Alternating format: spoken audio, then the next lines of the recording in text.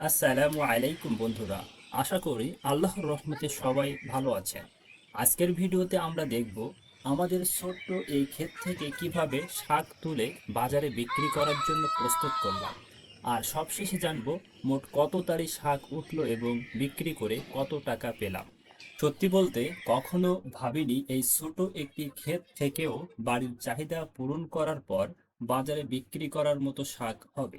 আলহামদুলিল্লাহ, আল্লাহর রহমতে আজ সেই অভিজ্ঞতাই আপনাদের সঙ্গে ভাগ করে নিচ্ছি। ফজরের নামাজ আদায় করে দোয়া জিকির শেষ করে বাইরে এসে দেখি আমার আব্বু ইতিমধ্যেই ক্ষেত থেকে শাক তোলা শুরু করেছেন। তখনই মনে হলো পুরো বিষয়টি ভিডিও করে আপনাদের দেখানো উচিত।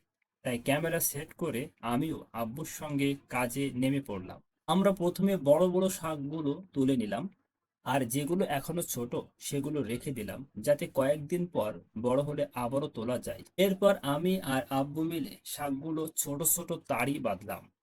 সবগুলো প্রস্তুত হওয়ার পর পুকুরের পানিতে কিছুক্ষণ ভিজিয়ে রাখলাম, যাতে গোড়ায় লেগে থাকা মাটি নরম হয়ে সহজে পরিষ্কার করা যায়।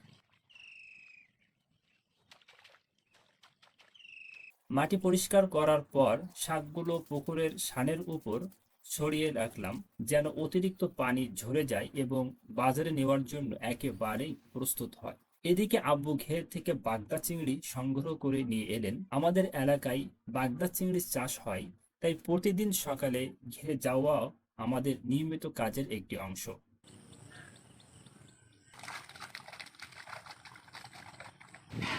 তো বন্ধুরা, যেহেতু ফোন দিয়ে আসলে ভিডিও করতে হয়, তো ফোনে চার্জ না থাকার কারণে মাঝখানের দৃশ্যগুলো আপনাদেরকে দেখাতে পারিনি। সব প্রস্তুতি শেষ হলে শাকগুলো একটি ব্যাগে ভরে আব্বু বাজারের উদ্দেশ্যে রওনা দিলেন। আজ আমরা মোট 7 তাড়ি শাক তুলেছি। হিসাব অনুযায়ী প্রায় 70 টাকা পাওয়ার কথা।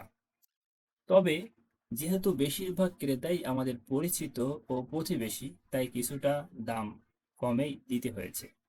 টাকার পরিমাণে হয়তো খুব বেশি না, কিন্তু নিজের জমিতে উৎপাদিত শাক বাজারে বিক্রি করার যে আনন্দ, সেটা সত্যিই অন্যরকম। আলহামদুলিল্লাহ।